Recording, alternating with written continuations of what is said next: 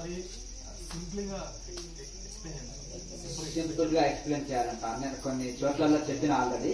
అయినప్పటికీ లైట్లు అన్ని వేసి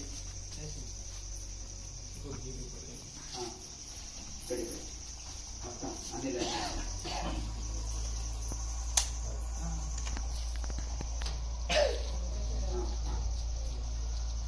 భగవద్గీతలో చెప్పినట్టే అపానే జుహతి ప్రాణం ప్రాణాపాన తతాపరే ప్రాణాపాన గతి రుద్వ ప్రాణాయామ పరాయణ అపరే నియతాహారం. ఇట్లా ఈ శ్లోక ప్రకారం అంటే అపానే జుహతి ప్రాణం ఇది మామూలుగా మనకు మహాముద్ర అని హఠయోగంలో ఏదైతే చెప్తారో క్రియాయోగంలో దీన్ని మహాబంధనము అని చెప్తారు. అపానం తీసుకొచ్చి అపానే జుహతి ప్రాణం అంటే అపానాన్ని తీసుకొచ్చి ప్రాణంలో కలపడం. తర్వాత ఎప్పుడైతే ఈ యొక్క మూల బంధనం వేసుకొని ఉంటామో, మూల బంధనం అంటే ఎడమ మడమ చేత మలద్వారాన్ని మూసి ఉంచి ఎప్పుడైతే ప్రాణాన్ని మనం తీసుకొస్తామనుకో ఇక అది కిందికి వెళ్ళిపోయే అవకాశం లేదు. ఫుల్ లాక్ వేసి వేస్తాము, అపానం వెళ్ళిపోయే అవకాశం లేదు. దాన్ని అది ఒక అపానాన్ని తీసుకొని వచ్చేసి ఇక హృదయంలో ప్రాణవాయువు ఉంటుంది, అక్కడ మనం కలపగలుగుతాము. ఇక్కడ ఇది మహా మూలబంధనం చేత సాధ్యమవుతుంది. అలాగే అపానే జుహతి ప్రాణం ప్రాణాపాన తతాపరే ప్రాణం అపాన తతాపరే ఈ ప్రాణవాయువు హృదయంలో ఉంటుంది కదా, అది తీసుకొచ్చి మనము ఎప్పుడు ఈ యొక్క అపాన వాయువు మూలాధారంలో ఉంటుంది కదా, అక్కడ ఎప్పుడు కలుస్తుందంటే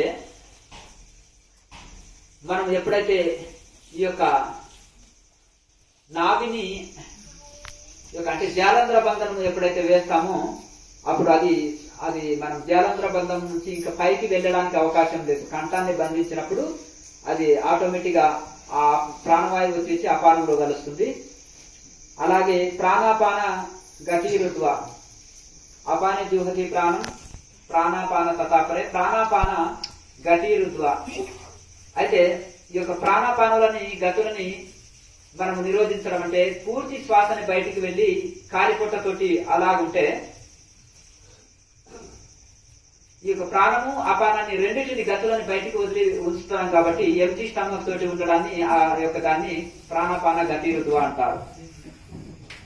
ప్రాణాయామ పరాయణ అంటే ఇట్లా ఈ రకాల కొంతమంది అపానే జుహతి ప్రాణం ప్రాణాపాన తతాపరే ప్రాణాపాన గతి రుత్వ ప్రాణాయామ పరాయణ. కొంతమంది అపానంలో ప్రాణం గలుపుతారు, కొంతమంది ప్రాణంలో అపానం గలుపుతారు, ఇంకా కొంతమంది ప్రాణాపానాలని గతులని బయటికి వదిలిపెట్టి ఉంటారు. అలాగే తర్వాత అంటే మూలబంధనం వేసి నాభిని లోనికి లాగినప్పుడు ఈ యొక్క అపానం వచ్చేసి ప్రాణంలో కలుస్తుంది. జాలాంధ్ర బంధనం వేసినప్పుడు ఆ యొక్క ప్రాణవాయువు వచ్చేసి అపానంలో కలుస్తుంది. ఇక శ్వాసను పూర్తి బయటికి వదిలిపెట్టి మనము సాధ్యమైనంత వరకు అలాగే బయటికి శ్వాసని బయటనే నిలబెట్టి ఉంటే ప్రాణాపాన గతులని బయటికి వదిలిపెట్టి ఉంటాం కాబట్టి గతి రుతువ బయటికి వదిలేసినాము, ఇంకా ఎంటీ స్టమక్ తోటి ఎంటీగా ఉంటాం మనం. అలాగే ఇక ఈ విధంగా ఇన్ని రకాల ప్రాణాయామాలు చేస్తుంటారు ఒక్కొక్క రకంగా యోగులు అని గీతలో కృష్ణ పరమాత్మ చెప్పారు. అపరే నియతాహారం కొంతమంది నియమిత ఆహారం అంటే బ్రతకడానికి తీసుకునేది దాంట్లో ఆహారంలో ప్రాణం ఉంది, ఇంట్లో ఉండేది శరీరంలో ప్రాణం ఉంది, ఆ ప్రాణాన్ని ఈ ప్రాణానికి ఆహుతిస్తున్నాం. అలాగే మితాహారం జీవించుట కోసమే కొంచెం ఇస్తారనమాట. అట్లా కొంతమంది మితాహారాన్ని పాటించి కూడా ప్రాణాన్ని ప్రాణంలోనే అపరే నియతాహారం ప్రాణాన్ ప్రాణేషు జుహతి అట్లా ఈ విధంగా ఇది చేస్తుంటారు. ఇట్లా ఈ విధంగా నానా రకాలుగా ప్రాణాయామాలు యోగులు చేస్తుంటారని భగవద్గీతలో కృష్ణ పరమాత్మ చెప్పారు. అలాగే 8వ అధ్యాయంలో కూడా ప్రయాణ కాలే మనసా చెలేచా అంటే యోగి ప్రాణము వదిలేటప్పుడు మనసా చెలేచా భక్త్యాయుక్తో యోగ బలేన చేవా అంటే భక్తితోటి యోగ యుక్తితోటి, యుక్తి అంటే ఇక్కడ టెక్నిక్. ప్రయాణ కాలే మనసా చెలేచా అంటే ప్రయాణ కాలంలో యోగులు ఏం చేస్తున్నారంటే వాళ్ళు ఈ యొక్క భక్త్యాయుక్త యోగ బలేన చేవా భక్తి చేత యుక్తి చేత యోగ బలము చేత ఆ యోగ శక్తి చేత ఏం చేస్తున్నారంటే వాళ్ళు యోగ బలేన చేయవ ఈ విధంగా సతం అయితే వాళ్ళు ఏం చేసేస్తున్నారంటే భ్రువారు మధ్య ప్రాణం అవేశ సమ్యక్ ఈ యొక్క భ్రూ మధ్యంలోకి ప్రాణాన్ని తీసుకొచ్చి సమ్యక్గా అంటే చక్కగా నిలబెట్టి సతం పరం పురుష ఉపైతి దివ్యం ఆ యొక్క పరమ పురుషుడైన భగవంతుని చేరుతున్నారు అంటారు. మళ్ళీ తర్వాతి శ్లోకంలో కూడా సర్వద్వారాన్ని సంయమ్య, సర్వద్వారాన్ని అంటే ఏంటిది? సర్వద్వారాలు అంటే నవద్వారాలు ఉన్నాయి. సర్వద్వారాన్ని సంయమ్య, ఈ నవద్వారాలని కూడా యోగులు లాక్ చేసి వేస్తున్నారు. ఎట్లా లాక్ చేసి వేస్తున్నారు చెప్పండి? ఇప్పుడు మనం ఇప్పటిదాకా జ్యోతి ముద్రలు చూపెట్టినాం కదా మీకు. జ్యోతి ముద్రలో నవద్వారాలని ఎడమ మడమ చేత మలద్వారాన్ని మూసివేస్తున్నాము, కుడి మడమ చేత యూరినల్ ని లాక్ చేసి వేస్తున్నాము, పైన చేతి వేళ్ల ద్వారా మిగతా 7 రంధ్రాలని పైన లాక్ చేసి వేస్తున్నాము. దీన్నే సర్వద్వారాన్ని సంయమ్య. మనోబుద్ధి నిరుద్యచ, మనసుని హృదయంలో నిలబెడుతున్నారు, నిలుపుకుంటున్నారు. ఊర్ధ్వధ్యాయ అంటే సర్వద్వారాన్ని సంయమ్య మనోవృద్ధి నిరుద్యచ. మూర్ధ్వధ్యాయాత్మన అంటే ఊర్ధ్వంలో మనసుని హృదయంలో నిలిపి ప్రాణాన్ని ఊర్ధ్వంలో అంటే సహస్రార చక్రంలో ప్రాణాన్ని స్థిరం చేసేస్తున్నారు. అంటే ఊర్ధ్వ అంటే చక్కగా ఆ యొక్క ప్రాణాన్ని ఊర్ధ్వంలో నిలుపుతున్నారు. దాన్నే అంటే మూర్ధ్వ దాయాత్మన ప్రాణం అస్థితో యోగ ధారణం.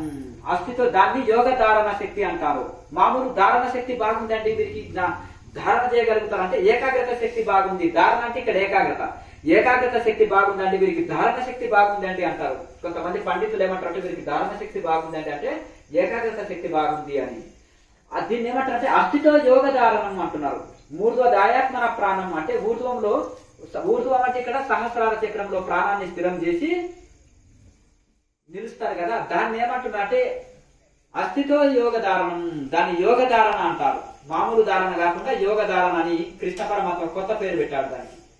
ఇది యోగులు ఈ విధంగా ముందే మరణాన్ని తెలుసుకుంటారు. ఇప్పుడు భీష్ముడికి ఇచ్చా మరణం, అట్లా కొంతమంది యోగులు కూడా ఏదైనా సంకల్పం చేశారు మంచి కార్యక్రమాలు, అది నెరవేరలే 6 నెలలు వాయిదా వేసుకుంటారు, సంవత్సరం వాయిదా వేసుకుంటారు, 5 ఏళ్ళైనా వాయిదా వేసుకుంటారు మరణాన్ని. మిగతా వాళ్ళకి అది అసాధ్యం.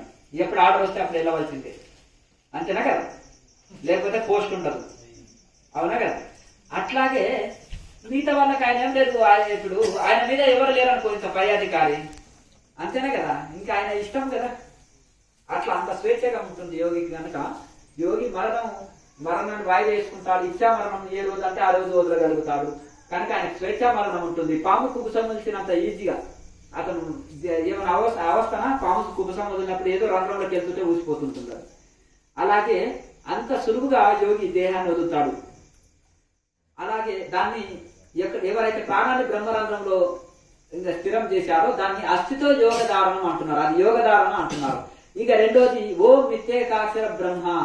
ఓంకారం అనేది మిథ్య ఏకాక్షర బ్రహ్మము అంటే అది ఏకాక్షరి అన్నా ప్రణవం అన్నా శబ్ద బ్రహ్మం అన్నా ఓంకారాన్ని శబ్ద బ్రహ్మం అంటారు, ఏకాక్షరి అంటారు. అలాగే ఈ విధంగా ఓం మిథ్యేకాక్షరం బ్రహ్మ వ్యవహారం మమ స్మరం అంటే ఓంకారాన్ని భావన చేస్తూ ఆ ఓంకార అర్థమైన పరబ్రహ్మని భావన చేస్తూ వ్యవహారం మమ స్మరాన్ అంటున్నాడు, నన్ను స్మరిస్తూ. జం ప్రయాతి త్యజన్ దేహం ప్రయాతి పరమాంగతిం. ఎవరైతే ఆ విధంగా ప్రయాతి త్యజన్ దేహం, ఎవరైతే ఈ విధంగా దేహం వదులుతారో ప్రయాతి పరమాంగతిం, వాళ్ళు ఆ యొక్క పరమగతి అంటే ఏంటిది? ఇక్కడ మోక్షాన్ని పొందుతారు అని కృష్ణ పరమాత్మ 8వ అధ్యాయంలో కూడా చెప్తారు. అంటే ఇవన్నీ యోగకు సంబంధించిన శ్లోకాలు. యోగి మరణావస్థలో ఎలా దేహం వదులుతారని చెప్పేది. ప్రణవానంద స్వాముల వారు ఋషికేశ్లో ఒక యోగి ఆత్మకథలో 2 శరీరాల సాధువు అని పేరుగాంచిన ప్రణవానంద స్వామి రైల్వే ఆఫీసర్ ఉన్నాడు. ఆయన రిటైర్డ్ అయిన తర్వాత కూడా రిటైర్డ్ కంటే ముందే 2 సంవత్సరాల ముందే రిటైర్మెంట్ తీసుకుంటాడు. ఆ మహానుభావుడు కూడా చక్కగా ఋషికేశ్లో కూర్చొని పెద్ద సభ ఏర్పాటు చేసేసి ఆయన పెన్షన్ డబ్బులతోటి మొత్తం అందరికి సమారాధన పెట్టేసి గొప్పగా మంచి భగవద్గీత పైన స్పీచ్ ఇస్తూ ఇంకా సెలవు నాయన వెళ్ళొస్తానంటే గురువు గారు మీరు లేని ఏంటిదండి మాకు మార్గదర్శకులు ఎవరు అంటే గురువు అంటే 3 మూరల శరీరం కాదు, మీ కుటస్థ చైతన్యమే గురువు. మీరు సాధన శరణాగతి పొందండి, అదే ముందు మీకు సాధనలో ముందుకు తీసుకెళ్తుంది, అదే మీకు ముక్తి చేరుస్తుంది.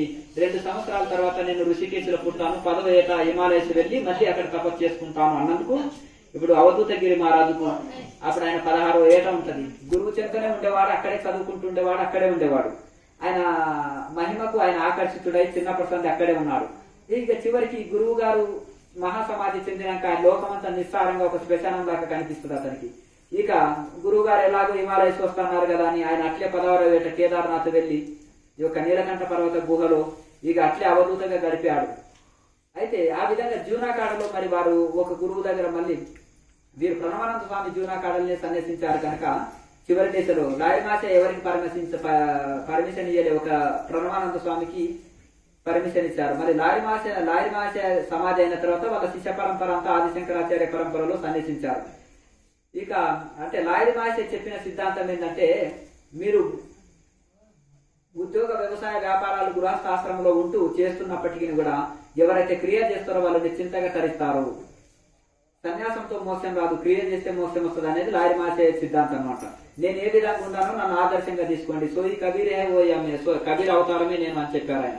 కనుక ఆ విధంగా ఇది చేశారు. కనుక ఈయన అప్పుడు ఋషికేశ్ వెళ్ళి అక్కడ కేదార్నాథ్ అంటే అక్కడ బస్సు వెళ్ళదు ఇప్పటికి కూడా ఏకాంత ప్రదేశమే. మిగతా ఈ బస్సు ఎక్కడ వెళ్తాయి, హోటల్స్, లాడ్జెస్, గెస్ట్ హౌస్లు, ఆశ్రమాలు, ఇక అంతా ఇది అయిపోతుంది. కానీ ఎక్కడ బస్సు వెళ్ళదు అక్కడ అయ్యే అవకాశాలు తక్కువ ఉన్నాయి. ఏదో యాత్ర టైం కొద్దిగా నడుస్తుంది, కొద్దిగా లోపలికి వెళ్ళిపోతే ఏకాంతంగా ఉంటుంది. అట్లా వారు జీవితం అంతా హిమాలయాలను గడిపి తపస్సులోనే ఉంటూ 150 సంవత్సరాల్లో అవధూతంగా గడిపారు. ఇట్లా ఈ విధంగా ఎందుకంటే భగవద్గీతలో యోగ పైన కూడా ఎన్నో అంటే యోగయుక్తుడివిగా, యోగయుక్తాత్మ అంటున్నాడు, యోగయుక్తుడివిగా నువ్వు అని ఎన్నెన్నో పదాలు, యోగం అనే పదము చాలా చాలా అంటారు కదా. భగవద్గీతే యోగ శాస్త్రే అంటారు. శ్రీమద్ భగవద్గీతే సు ఉపనిషత్తు సారం అంటే ఇది ఉపనిషత్తు సారం, సు ఉపనిషత్తు సారం. అలాగే బ్రహ్మ విద్యాయం, ఇది బ్రహ్మ విద్య, పెద్ద బ్రహ్మ విద్య ఇది రాకపోతే ఈ పని రాదా నాకు అంటారు చూడండి. బ్రహ్మ విద్య అంటే కఠినంగా ఉంటుందని అర్థం. బ్రహ్మ విద్యాయం యోగ శాస్త్రే, ఇది యోగ శాస్త్రము. అట్లా శ్రీకృష్ణ అర్జున సంవాదము, అట్లా ఈ విధంగా ఈ భగవద్గీత ఉపనిషత్తు సారము, యోగ శాస్త్రము, బ్రహ్మ విద్య, శ్రీకృష్ణ అర్జునుల సంవాదం అన్నమాట. ఇందులో మనకు సందేహం తీర్చని పాయింట్ లేదు. యోగులకు యోగ సంబంధించిన సందేహాలు తీరుస్తాయి, బ్రహ్మజ్ఞానులకు బ్రహ్మజ్ఞాన సందేహాలు తీరుస్తాయి, అవధూతలకు అవధూత సందేహాలు తీరుస్తాయి. గుణాతీతుడు అంటే ఏంటిది, 3 గుణాలు అంటే ఏంటిది, 3 గుణాల వాళ్ళు ఎలా ప్రవర్తిస్తారు, వాళ్ళు ఒక కార్యక్రమం చేస్తే ఎట్లా చేస్తారు, ఒక పూజ చేస్తే ఎట్లా చేస్తారు, ఒక ధ్యానం చేస్తే ఎట్లా చేస్తారు, దానం చేస్తే ఎట్లా చేస్తారు, వాళ్ళు తిండి ఎట్లా ఉంటది, పడుకోవడం ఎట్లా, వ్యవహారం ఎట్లా, వాళ్ళు ఎట్లా ఏ దేవతలను పూజిస్తారు, ఇవన్నీ 14వ అధ్యాయము 16వ అధ్యాయంలో మళ్ళా 2 దైవ అసుర గుణం ఉన్న వాళ్ళు ఇద్దరే ఉంటారు. దైవ గుణం ఉన్న వాళ్ళు ఎట్లా, అసుర గుణం ఉన్న వాళ్ళు ఎట్లా, అలాగే వాళ్ళ శ్రద్ధ ఎట్లుంటది, శ్రద్ధాత్రయ విభాగ యోగ. ఈ 3 గుణాల వాళ్ళకి శ్రద్ధ ఎట్లా ఉంటది, వాళ్ళు ఏ పనులు ఎట్లా శ్రద్ధ కలిగి ఉంటారు, రజో గుణస్తులు ఎట్లా శ్రద్ధ ఉంటది, తమో గుణస్తులు ఎట్లా శ్రద్ధ ఉంటది, సత్వగుణస్తులు ఎట్లా శ్రద్ధ ఉంటది అని ఆ శ్రద్ధలో కూడా విభాగం చేసి అన్ని విభాగాలుగా చేసి చెప్పారు. కనుక ఈ భగవద్గీత రోజు ఒక అధ్యాయం చదువుకుంటే 4 శ్లోకాలు 5 శ్లోకాలు దాని అర్థ సహితంగా తెలుసుకుంటే మంచిది. నిత్య జీవితంలో చాలా ఉపయోగపడుతుంది. భగవద్గీతలలో ఇంచుమించు 99% ఆధ్యాత్మికలో డౌట్లని భగవద్గీతనే తీరుస్తుంది. ఉపనిషత్తులో అందరూ చదవలేరు, అది అర్థం కాకుండా ఈ యొక్క గీతలో వాటి సారాన్ని ఉపనిషత్తు సారం తీసుకొని కడవడి పెరుగులోకి వెళ్ళి పిడిగడి వెన్నలాగా కృష్ణ పరమాత్మ తీర్చి ఇచ్చాడు. కనుక భగవద్గీతని చదవని ఒక ఋషి లేడు, ఒక యోగి లేడు. ప్రపంచ చరిత్రలో నిలిచిన యోగులందరూ, ఋషులందరూ, గురువులందరూ కూడా భగవద్గీతకి తనదైన శైలిలో టీకా తత్పర్యాలు రాశారు. లక్షల మంది రాశారు. ఒక లాయరి మాస యోగ పరంగా రాశాడు. మొత్తం 100% యోగ పరంగా ఉంటుంది. అది క్రియాయోగమునే భగవద్గీత, భగవద్గీత క్రియాయోగ. క్రియ అన్న, కర్మ అన్న, పని అన్న ఒకటే. క్రియ అంటే ఈ క్రియ లేకుండా నిష్క్రియ స్థితి లభించదు, అట్లా నిష్కామ కర్మ లేకుండా నిష్కర్మ స్థితి లభించదు అని కృష్ణ పరమాత్మ చెప్తారు. కనుక దుర్గుణాలే కౌరవులు, సద్గుణాలే పాండవులు. ఈ ఇద్దరి మధ్యలో వారు ఏదైతే ఉందో యుద్ధము, ఇదే మంచి గుణాలకు దుర్గుణాలకు జరిగే వారు. ఇదే సాధన సమరం. మనం చేసేది సాధన సమరం అనమాట. ప్రపంచ ఆకర్షణకు పరమాత్మ ఆకర్షణకు జరిగే ఘర్షణ అనే యుద్ధం. ఇక్కడ ఇక్కడ అరిషడ్ వర్గాలకు అష్టాంగ యోగం. అష్టాంగ యోగమును పాండవులు, అరిషడ్ వర్గాలు కౌరవులు, ఈ రెండింటికి ఘర్షణ సాగుతుంటుంది. కనుక మనలో సాధకుడు మదన చెందుతుంటాడు. ఇటు ప్రపంచం వైపు, ఇంతసేపు పరమాత్మ వైపు మొగ్గుతుంటాడు. ఇప్పుడు త్రాసు ఉంటుంది, ఎంత బరువు ఎక్కువ వేస్తే అంత ఎక్కువ ఇది అవుతుంది. కొద్దిసేపు ప్రపంచంలో ఉంటాడు, కొంతసేపు పరమాత్మ వైపు. ఏది పరమాత్మ వైపు బాగా మొగ్గుతుంటాడు అనుకో, ప్రపంచం పైకి లేస్తుంది. ఇక అలాగే ప్రపంచం వైపు మొగ్గుతుంటాడు అనుకో, పరమాత్మ వైపు తేలికైపోతుంది. అట్లా కాకుండా అట్లా ఇటు అటు ఇది అవుతుంది. కొన్ని ఎప్పుడు బ్యాలెన్స్ అవుతుంది అంటే అందులో మనం అస్థిత్వ యోగ ధారణం అన్నాడు కదా, అటు యోగ ధారణాన్ని, అటు యోగయుక్తాత్ముడు అయినప్పుడు అప్పుడు మనము చక్కగా మనం బ్యాలెన్స్ చిత్తాన్ని చేయగలుగుతాం. ఎంతో మంది భగవద్గీతకి టీకా తాత్పర్యం చెప్తుంటారు, కానీ యోగ శ్లోకాలకు, ధ్యాన శ్లోకాలకు దగ్గరికి రారు. కొంచెము వాళ్ళు ఇది చెప్పలేరు, పై అర్థాలే చెప్తుంటారు. అట్లా భగవద్గీతలో ఎన్నో అర్థాలు ఉన్నాయి. యోగ పరంగా జ్ఞానులు మావే శ్లోకాలు ఉన్నాయంట, యోగులు మావే ఉన్నాయంట, నిష్కామ కర్మయోగులుగా చూడండి ఇవి ఉన్నాయంట, అన్ని ఉన్నాయి. అన్ని కలిపితేనే భగవద్గీత. నిఘంటు డిక్షనరీలో అన్ని పదాలు ఉంటాయి కదా, అట్లా ఇది భగవద్గీత అనేది డిక్షనరీ, అన్ని ఉంటాయి. ఎవరు చేతనైంది వాళ్ళు ఫాలో అవుతారు. ఈ యోగ మార్గం అనేది రాకెట్ వే, ఇక సింపుల్ ఈజీ. అందులో ఇక ఈ క్రియాయోగం అనేది సింపుల్ ఈజీ, ఇందులో అన్ని కలుస్తాయి. హఠయోగ, రాజయోగ, మంత్రయోగ, లయయోగ అన్ని కలుస్తాయి. ఇట్లా జపం ఉంది, ప్రాణాయామం ఉంది, విచారణ ఉంది, వేదాంతులు, ఈశ్వర ప్రణామం, భగవంతుడి సెలండ్రై చేయమని చెప్తుంది. ఇవన్నీ ఉంటాయి అనమాట. ఇవన్నీ కలిస్తేనే క్రియాయోగం అంటారు. ఇంత శాస్త్రీయంగా ఉంది అనమాట. నేను చిన్ననాటి నుంచి కూడా చాలా చాలా పరిశోధన చేసి ఎందరో గురువులను కలిసి ఎన్నో మార్గాలను చూసిన తర్వాత ది బెస్ట్ నాకు అనిపించింది ఇది. అన్ని రకాల సాధనలు చేసిన తర్వాత ఇది నేను ఫైనల్ గా ఎంచుకున్నాను అనమాట. ఎందుకంటే హిమాలయాల్లో ఆల్మోస్ట్ హిమాలయ ఋషులంతా ఈ ఆసనాలు గీసనాలు వేస్తూ టైం వేస్ట్ ఏం చేయరు. చక్కగా కూర్చొని జీవాత్మని పరమాత్మలో క్రియాయోగం ద్వారా కలుపుతుంటారు. నేను కొన్ని వందల మంది నిరాహార యోగులతో ఇంటర్వ్యూ చేసిన అనుభవం ఉంది నాకు. 200-300 సంవత్సరాల యోగుల్ని 100 మందిని నేను కలిసినాను. లక్షల్లో సాధువులు ఉంటే అందులో 100 మంది ఇటువంటి సిద్ధ పురుషులు ఉంటారు. వాళ్ళని అందరినీ కలవలేరు, ఈ మీడియాకు చిక్కరు, కెమెరాలకు దొరకరు. ఇప్పుడు నేను సాధువులు కాబట్టి డైరెక్ట్ పోయి కలిసి మాట్లాడగలిగినాను. చిన్నప్పటి నుంచి వెళ్ళినా కాబట్టి నా వైరాగ్యాన్ని వాళ్ళు గ్రహించి నన్ను చేరదీశారు. నేను కూడా ఒకవేళ కెమెరా పట్టుకొని పోతే రానియకపోవచ్చు, అది కూడా చెప్తున్నా కదా. మళ్ళీ ఇంకోటి సెకండ్ ఎవరేమి ఉండరు వెనక, అర్థమైంది కదా. అట్లా ఈ విధంగా మనకు ఇది ఉండదు అనమాట. సింగిల్ గా మనం వెళ్ళినాం కాబట్టి అప్పుడు ఆ పరిస్థితులు అట్లా 2-3 సార్లు వెళ్ళినప్పుడు కూడా ఆ విధంగా అలా కలిసిపోయింది. నేను అందులో భాగంగా హిమాలయ పరంపరలో సన్యసించినాను, ఆ జూనాకాడలో సన్యసించినా. నేను అక్కడి వాడిని, వాళ్ళ మనిషిని కాబట్టి నన్ను చేరదీశారు. ఇప్పుడు డైరెక్ట్ పోయి సీఎంని పిఎంని మీరు కలవగలుగుతారా? ఆడ ఏదో డ్యూటీ చేస్తుంటే అర్థమైంది కదా. ఇప్పుడు అక్కడ డ్యూటీ చేసే వాళ్ళు అది కామన్ కదా. ఇప్పుడు వెంకటేశ్వర స్వామి కాడ డ్యూటీ చేసేటోళ్ళు రోజు దర్శనం జరుగుతుందా? అంతే కదా. సేవాదాలు, అందుకనే సేవాదాలకు మంచి దర్శనం జరుగుతుంటుంది కదా. దగ్గరనే గుడికానే పడింది అనుకో డ్యూటీ, అంతేనా కదా. వీళ్ళు తోస్తుంటారు, వాళ్ళు పదండి అని తోసే వాళ్ళు ఇటు చూసి అది 2 నిమిషాలకు ఒకసారి దర్శనం చేసుకోవచ్చు, అంతేనా కదా. ఇది కూడా అట్లే అనమాట, సేవాదాలు లాగా అనమాట. సేవాదాలకు రోజు దర్శన భాగ్యం జరిగినట్టు ఇక్కడ కూడా ఆ పరంపరలో ఉండి అక్కడ ఉన్నందుకు ఇది ఉంటుంది. అట్లా మనం కూడా అక్కడ సేవాదాలుగా మారిపోయినాం కాబట్టి ఆ గురువుల పరంపరలో ఇది ఉండి అక్కడ ఇది ఉన్నాను కాబట్టి అది జరిగింది. ఎవరన్నా మీకు సందేహాలు ఉంటే అడగండి. ఇంకా స్వామి, బ్రహ్మచారి ఎలా ఉండాలి, పాటించవలసిన నియమాలు, బ్రహ్మచర్య దీక్షను ఎలా ప్రారంభించాలి? అయితే వీళ్ళు ఉప్పు కారము మరీ తక్కువగా తీసుకోవాలి, అలాగే మసాలా వస్తువులు తీసుకోరాదు, అలాగే కొంచెము చన్నీటి స్నానమే చేయాలి, చక్కగా నేల మీదే పడుకోవాలి, చప్పటి భోజనమే చదవాలి. అలాగే గొప్ప గొప్ప మహానుభావులు బ్రహ్మచర్య సిద్ధి అనే పుస్తకం రాసింది, అది చూసుకొని చదవాలి. వీళ్ళు హనుమంతుడిని, భీష్మాచార్యుల్ని, అర్థమైంది కదా. తర్వాత సనక సనందనులని ఆదర్శం తీసుకోవాలి. ఆది శంకరాచార్యని, వివేకానంద స్వామిని, దయానంద సరస్వతి, మలయాళ స్వామి, ఇక నేను లిస్టు చదివితే ఇక అర్థమైంది కదా చాలా మంది. స్వామి చిన్మయానంద స్వామి, స్వామి శివానంద సరస్వతి, ఇలా ఇంకా ఎందరో మహానుభావులు. ఇట్లా వారి చరిత్రలతోటి ఇన్స్పైర్ కావాలి. ఇప్పుడు గృహస్థాశ్రమంలో ఉన్న వాళ్ళు లాయర్ మహాశయ, కబీర్ దాసు, బ్రహ్మం గారు, ఇట్లా వీళ్ళని ఇన్స్పైర్ అయ్యి వాళ్ళ జీవన విధానంగా ఇది చేసుకుంటూ పోవాలి. అట్లా ఈ విధంగా దాన్ని ఇది చేసుకుంటూ చక్కగా సాధన చేసుకోవాలి. సాధన అంటే అడ్డు ఉండే ఎటువంటి విషయాన్నైనా తృణప్రాయంగా విడవాలి, అది ఎంత గొప్పటి ఇది అయినా సరే. అందుకనే శాస్త్రంలో పెద్దలు ఏం చెప్తారంటే, నువ్వు సాక్షాత్తు పోయి కాశీలో ఉన్నా, హరిద్వార్లో ఉన్నా, హిమాలయాల్లో ఉన్నా, నీకు సాధన కథంకి కలిగించే ప్లేస్ ని వదలమంటుంది. అర్థమైంది కదా? నీకు అక్కడ సాధనకు ప్రతిబంధం ఉంది అనుకో, అది వదిలేసే అంటుంది. అట్లా కనుక ఆ విధంగా మనకు సాధనకి ఇబ్బంది కాకుండా చూసుకోవాలి. ఆ విధంగా మనం విచారణ కూడా చేసుకోవాలి. విచారణ కొంత వేదాంత విచారణ చేసుకోవాలి. ప్రాణాయామ అభ్యాసం ఉండాలి, తప్పకుండా ప్రాణాయామ అభ్యాసం ఉండాలి. ప్రాణాయామతోటే మనోలయం జరుగుతుంటుంది. ఎటు తిరిగి ఏదో ఒక ఉపాయం చేత మనోలయం చేయగలిగితే ఇక అయిపోయాయి. నెయ్యి అయిందనుకో పాలలో కలవదు. కనుక రోజు మంచి విచారణ ఉండాలి, ఆహార నియమం ఉండాలి, మితాహారం ఉండాలి, ప్రాణాయామ అభ్యాసం, ధ్యానాభ్యాసం నిరంతరం చేసుకోవాలి. ఇంకా మీ సందేహాలు ఎవరి నుంచి అడగండి.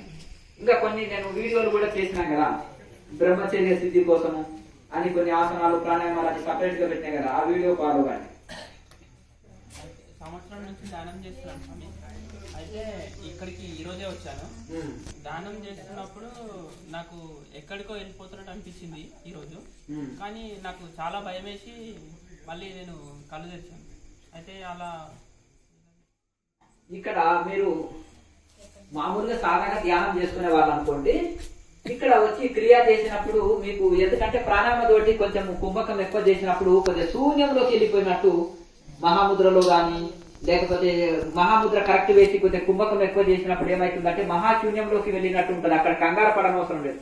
అంటారు యోగం చేస్తే మొదలు మరణ భయం కలుగుతుంది, నేను మరణిస్తానేమో అంటే. మరణించేది ఏమిటంటే ఈ ఇంద్రియాలు సూక్ష్మ స్థితిలోకి వెళ్లే వరకే, కొంతమంది శూన్యంలోకి వెళ్లే వరకు ఏమవుతుందంటే కొంచెం భయపడతారు. భయపడవలసిన అవసరం లేదు, మనకు కావాల్సింది అదే స్థితి. ఆ శూన్యావస్థను అందుకోనికే, మనసును దాటడానికి, అక్కడ ఏకాగ్రత పొందుట కోసమే మనకు కావాల్సింది. అది నిదానంగా నిదానంగా చేయగా చేయగా చేయగా అది కూడా యోగంలో ఒక విఘ్నం అంటున్నాడు పతంజలి మహర్షి. నేను మరణిస్తానేమో అనే భయం కూడా యోగ విఘ్నాలని ఒక 100 గల్లా చెప్పాడు, 100 రకాలు చెప్పి అందులో ఇది కూడా ఒక భయమే. శ్వాస ప్రశ్వాసాలు అంటే మనం తీసుకోకముందే శ్వాస వదలాలనక ముందే వెళ్ళిపోతుంది, తీసుకోకముందే వెళ్ళిపోయేది. ఇది శ్వాస ప్రశ్వాస ప్రతిబంధం అంటారు. ఇది కూడా ఒక విఘ్నమే అని చెప్పారు. కనుక అలాగే ఆ మరణ భయం అనేది కూడా ఒక ఇదే. ఆ భయం అని ఒక కొంతమంది మరణ భయం ఉంటుంది, కొంతమందికి నేను ఎటో వెళ్ళిపోతున్నానని భయం ఉంటుంది. ఇది నెమ్మదిగా దీన్ని అదే వెళ్ళిపోతుంది. రోజు క్రియ చేయంగా ఇది మొదటి రోజు వచ్చారు, ఇప్పుడే దీక్ష తీసుకున్నారు కనుక దీంట్లో కంగారు పడవలసిన అవసరం లేదు, భయపడవద్దు. అర్థమైంది కదా? భయస్థుడు రోజు చనిపోతాడు, నిర్భయుడు ఒకే రోజు పోతాడు అని అంటాడు అది మన వివేకానంద స్వామి. అర్థమైంది కదా?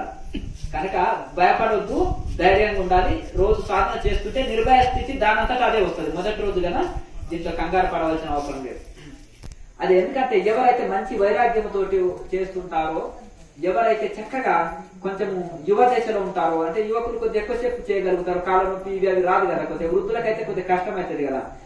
యువకులైన వాళ్ళకి కదా, బ్రహ్మచారులైన వాళ్ళకి కొంచెం ఇంకా కొద్దిగా వైరాగ్యం ఉన్న వాళ్ళకి ఈ తొందరగా కొంచెం మనోలయం తొందరగా జరుగుతుంటుంది, ఎక్కువసేపు ధ్యానంలో కూర్చోగలుగుతారు. కొంతమంది దీనికి సంబంధం లేదు, వృద్ధులైనా సీరియస్ గా చక్కగా సాధన చేసింది అనుకో, ఏ కోరికలు లేవనుకో తొందరగా అంతర్ముఖం అవుతారు. యువకులైనా గొంతు నిండా కోరికలు పెట్టుకున్నారు అనుకోండి, ఇంకా యుద్ధం చేయాలి మనసు మీద.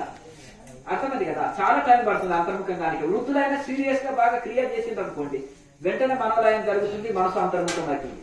ఇంకెవరైనా వెళ్ళేదాలు ఉంటే సెలవు. ఆ వెళ్ళే వాళ్ళు ఏదైనా ఉంటే 2 ప్రశ్నలు అడగాలంటే వాళ్ళకి ముందు ఛాన్స్ ఇస్తాం. మంచిది. ఇప్పుడు మీకు ఏమైనా డౌట్ ఉంటే అడగండి. 25 మంది భక్తులు వచ్చినాయి కానీ మళ్ళీ అక్కడ అజలపీఠం అని అక్కడ సరే మంచిది, ఇంకా వెళ్ళిరండి. తీసుకున్నాం. ఇప్పుడు మీకు ఏమన్నా డౌట్ ఉంటే అడగండి, ఏం డౌట్ లేదంటే ఇంకెళ్ళిరండి. సెలవు మరి లేట్ అవుతుంది కదా, చీకటి చాలా లాంగ్ ఉంది. అదే మళ్ళా మేము అక్కడ చేయండి, తీసుకుంటే వెళ్ళిరండి. బజార్ ఇక్కడ ఏమైనా చేయాలన్నా అని మా భక్తులు కొంతమంది అట్లా అంటున్నారు. ఈ సాధన మీకు ఇప్పుడు ప్రాణాయామ కదా, అక్కడ మీకు ప్రాణాయామ అభ్యాసం చేయలే కదా, ఆ గురువు ఇచ్చిన మంత్రాన్ని ఈ ప్రాణాయామంలో నడిపియండి, మనసు లయం అవుతుంది. అర్థమైంది కదా? 20 మంది వచ్చారు మా భక్తులకు.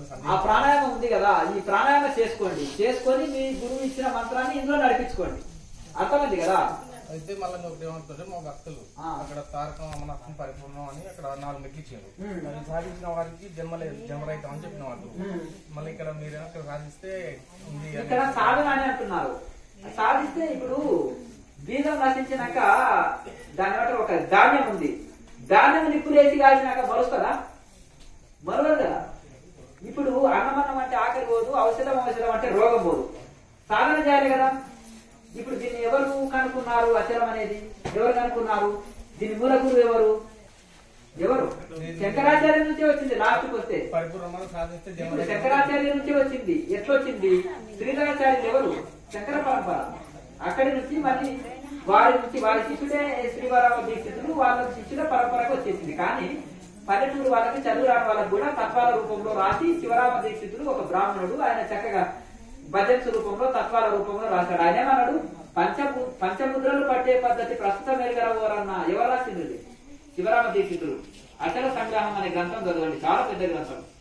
సమాధి చెందే విధానం ఉన్నది సహజ మనస్కం అయి ఉంటే, సహజ మనస్కులై ఉన్నది, ఏ కోరికలు లేకుండా సహజంగానే మీకు సమాధి కలుగుతుంది అన్నాడు. పంచముద్రలు పట్టే పద్ధతి ప్రస్తుతం మెరుగరవరన్న అన్నాడు. పంచముద్రలు అంటే ఏంటిది? కేసరి, భూచరి, చర్ముఖి, శాంభవి, మధ్యమ. మరి అక్కడ నేర్పిస్తున్నారా? నేర్పిస్తలేరు కదా. మరి దాని మూల గురువు ఎవరు?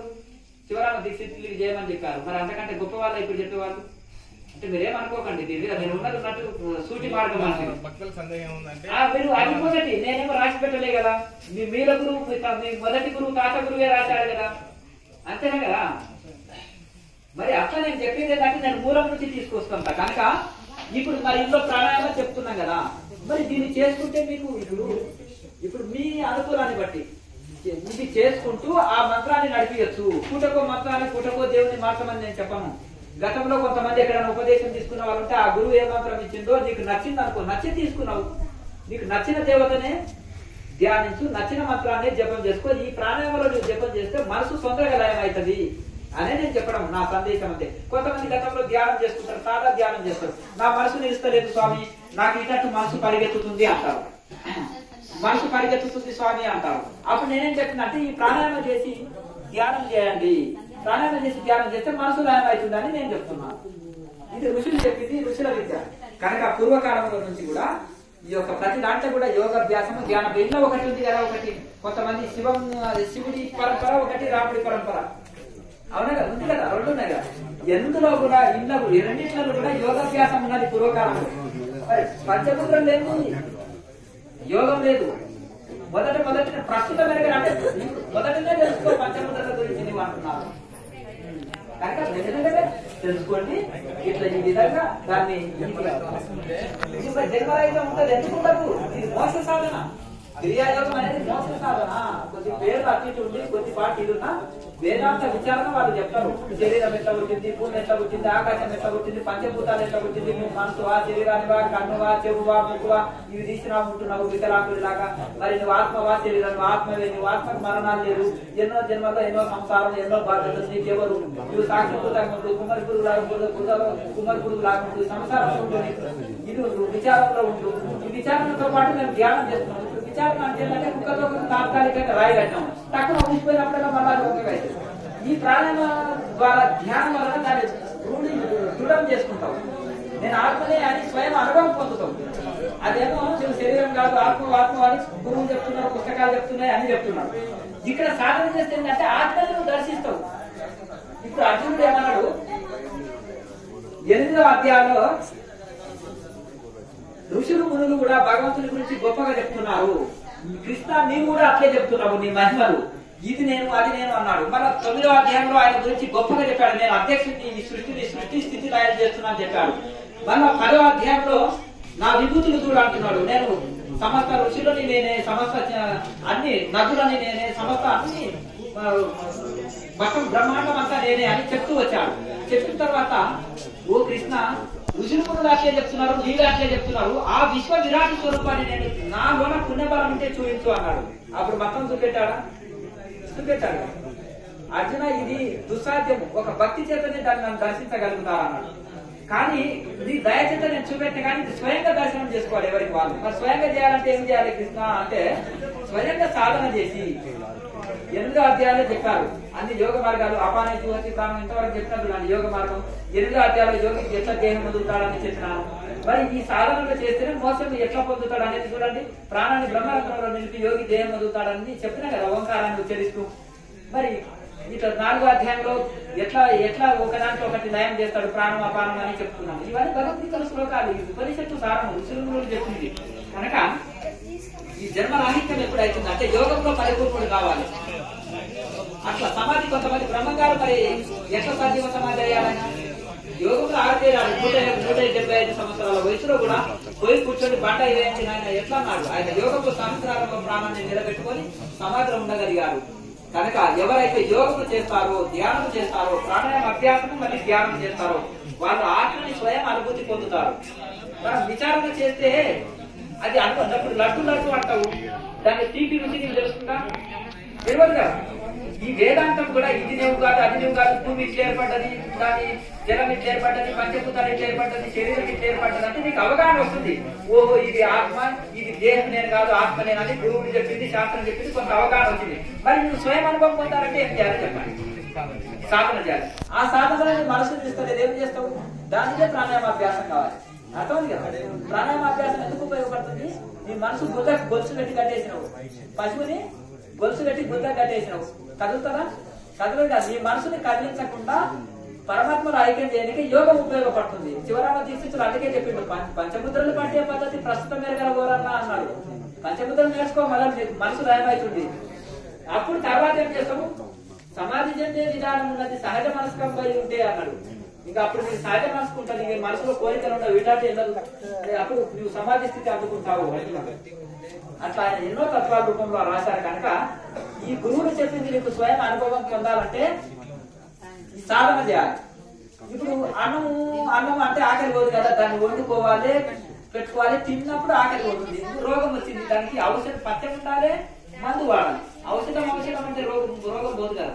దానికి రోగానికి అడ్డానుకుంటే ఆహారం తీసుకోవద్దు, పత్యం ఉండాలన్నమాట. ఆ మెడిసిన్ రోజు వాడాలి, మాత్రమే వాడుతుంటే మెల్లగా రోగం నయమైంది. రోగం నయమైంది అని ఎట్లా?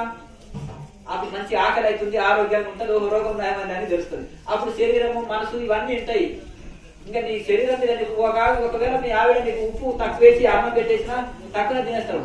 ఏమండి ఈ రోజు కూరలో ఉప్పు వేయకుండా నేను టెస్ట్ చేసిన అంటే అట్లా ఏమో కంచంలోకి వచ్చింది, కడుపులోకి పోయింది, నాకేం తెలియదు దాని గురించి అన్నావు అనుకో, నువ్వు సాధారణ ఒక స్థితికి వెళ్ళినట్టు. ఏమి చూస్తున్నా తమాషా? 4 సార్లు ఆయన నువ్వు ఉప్పు వేయకుండా నాకు పెడుతున్నావు. నేను మనిషిని అనుకున్నావా, మనిషిని అనుకున్నావా? ఏదో టీవీ సీరియల్ చూసుకుంటా నీ మనసు ఏడ పెట్టినావు? టీవీ సీరియల్ మీద పెట్టినావా, వంట మీద పెట్టినావా? మీ జీవితమే వంటల్లో కదా. ఆడవాళ్ళ పని ఏంటిది? జీవితమే చిన్నప్పటి సార్లు వంటలనే కదా వాళ్ళ జీవితం. ఆ వంట కూడా చక్కగా చేయకపోతే మీ అమ్మాయి ఎట్లా పెంచింది అంటావా? అట్లా ఇది పరిస్థితి. అంటే సాధనలో వెళ్తున్నప్పుడు ఆయనకు తిండి మీద ధ్యాస ఉందా, లేకపోతే అసలు పరిపూర్ణంలో ఉందా ధ్యాస అనేది మీ ఆవిడ టెస్ట్ పెట్టింది అనుకో, నువ్వు అక్కడ పాస్ కావాలంటే ఏంటంటే నువ్వు ఇట్లా ఈ ప్రాణాయామ అభ్యాసము, ధ్యానాభ్యాసము చేయగా ఇక నీకు నాలుక మీద ధ్యాస ఉండదు, శరీరం మీద ధ్యాస ఉండదు. ఇక నీకు ఇక పరమాత్మలోనే అసలు పరిపూర్ణంలోనే పరిపూర్ణమైపోతావు.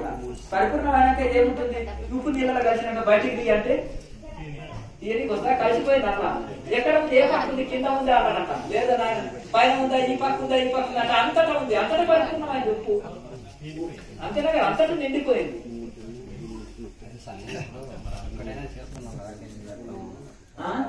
పసిపులు కాస్తాం, బుర్ర కాస్తాం, ప్రతి ఒక్కటి చేస్తుంది అంత కర్మ అని అంటారు కదా చేసే పనిలా. కర్మ చేయటాన్ని ఎవరన్నారా? ఇప్పుడు భగవద్గీత కృష్ణ అన్ని పనులు చేయి, నా మీద మనసు అర్పించు, నాకు అర్పించి చేయి. నీవేం చేస్తావు? నీవెవరో చేసేవాళ్ళవు. నువ్వు కర్త అనుకుంటే నాకు నష్టం వచ్చే, లాభం వచ్చే, నాది అనుకుంటే నీకు నాది అంటే రాగం, నాది కాదనుకుంటే ద్వేషం. అలాగే నాది అనుకుంటే నష్టం వస్తే దుఃఖిస్తావు, లాభం వస్తే సంతోషిస్తావు. ఈ అన్ని నీకు ఏమీ లేవు. రైల్లో కూర్చొని పెట్టేందుకు నెత్తన పెట్టుకుంటావు. రైల్లో కూర్చుంటే నిన్ను నీ పెట్టేని రైలే మోస్తుంది. నేనేమనుకుంటున్నా అంటే రైలుకు బరువు అయితే దయా నేను మోస్తున్నాను, నాకు పెట్టారు రెండింటి. అంటే ఈ ప్రపంచంలో బ్రహ్మాండం అంతా నా సంసారాన్ని పోషించాలంటే నేను లేని ఒక క్షణం నా పిల్లలు బతకలేరంటే అన్నాడు. ఈయన ఏం చేసేసాడంటే, ఈయన చనిపోయినట్టు అటయోగం నేర్చుకున్న మా గురువు దగ్గర చనిపోయినట్టు అను పద్మాసనం వేసుకొని బిగ్గర తీసుకొని పోయి వస్తలేమంట, కాళ్ళు ఊడబెట్టినట్ట. ఈయన చనిపోయిండాయా అని గురువు గారు చెప్పినట్ట. ఇంకా చనిపోయినట్టు చనిపోయిన అంటే ఈ దర్వాజలో పడతలేవు కదా, ఏం చేయాలయ్యా ఈ దర్వాజ బాధలు ఊడబెట్టండి పోయి సమాధి చేద్దామంటే, అయ్యో మళ్ళీ ఈయన కూడా లేడు, ఎవరు సంపాదిస్తారు ఈ దర్వా బాధలు అంటే ఆయన 2 కాళ్ళు నరికి తీసుకొని పోయి ఆడబెట్టండి, ఎట్లా చచ్చిపోయింది కదా, ఎట్లా చనిపోయింది కదా అంటున్నాడు. ఆయన సంపాదించిన ఇల్లే కదా, ఆ 2 దర్వాజ బాధలు తీసుకొని వెళ్ళొచ్చు కదా, చిన్న మూత అంతేనా కదా. ఎట్లా చచ్చినోడు చచ్చిండు, ఆ 2 కాళ్ళు వస్తలేవు కదా పద్మాసనంలో ఉండి 2 తెగొట్టి తీసుకొని వెళ్ళండి అంటున్నారంట. మరి చూడండి ఏమి ప్రేమలు, ఏమి ఇది ఇట్లా ఇది ఉంటుంది. నేను లేదు ఒక క్షణం బ్రతకలేదండి, మా వాళ్ళు తిండి కూడా తిన్నారండి. ఇంటికి పోతే అంటే ఆయనకు ఒక రోగం వచ్చినట్టు నటించండి. ఇంకొక గురువు చెప్పినట్ట ఏం లేదు, ఆయనకు ఒక పూర్వ కర్మానుసారంగా ఒక రోగం వచ్చింది, ఆయన చనిపోయే స్థితిలో ఉన్నాడు. ఆ రోగం ఎవరన్నా తీసుకొని సిద్ధంగా ఉందా అని అన్నారంట. అమ్మో మొగోళ్ళు లేకుంటే ఏం కానీ ఆడోళ్ళు లేకపోతే నడుస్తుందా, ఎట్లా అవుతుంది? నువ్వు ముసలమ్మవే కదా ఆయన అమ్మ, మీ ఆయన ఇట్లుంటే అమ్మ మనవరాంటే ఎవరు పెడతారా? పోతే పోయాడు ముసలోడు కొడుకులను అడిగారంట. కొడుకులను అడిగితే వాళ్ళు ఏమన్నారంటే అయ్యో మా నాయన ముసలోడు పోతే పోయాడు, మేము వయసులో మాకు ఎంతో జీవితం ఉంది, ఇది ప్రేమలు అర్థమైంది కదా. మరి ఇట్లా లేదంటే ఒక క్షణం బతకలేరండి నేను లేకపోతే ఇది అదే అంటున్నారు. ఏమి మోహం? అందుకనే తెలుసుకున్నాడు రత్నాకరుడు. అన్ని తలలన్నీ నరికి ధనమంతా తీసుకొచ్చి కుటుంబాన్ని పోషిస్తే, ఒరే నాయన ఎందుకు ఇంతమంది నరుకుతున్నావు, పాపం వస్తుందంటే కుటుంబాన్ని పోషించుకోవాలి స్వామి, మీరు సన్యాసుడు మీదేముంది అంటే, పోనీ నీ పాపములో మంచి పని నీ కుటుంబం పోషణ చేయడానికి, ఇది పాపం పని కదా, నీ కుటుంబంలో ఇంతమందిని తలలు నరికినావు కదా, నీ పాపాన్ని మనం మోస్తారేమో కుటుంబంలో అడిగంటే భార్య దగ్గర పోయాడు. ఒక గురువురాయతానికి పోయినా కలిసినాను, ఏం లేదు మరి ఇంతమందిని నేను చంపేసి వచ్చినాను, అన్నయ్య మన పాపం మోస్తావా అమ్మా నువ్వు అంటే, అయ్యో నువ్వు బాగున్నావు, నువ్వు ఒకరివే పోషిస్తున్నావా కుటుంబాన్ని, ఇక ఎవరు మొగలు కుటుంబాన్ని పోషిస్తలేరా, ఏమన్నా చేయాలి, నీకు రుణంలో ఉన్నావు, నువ్వు పోషించాలి మమ్మల్ని, నువ్వేం చేస్తావో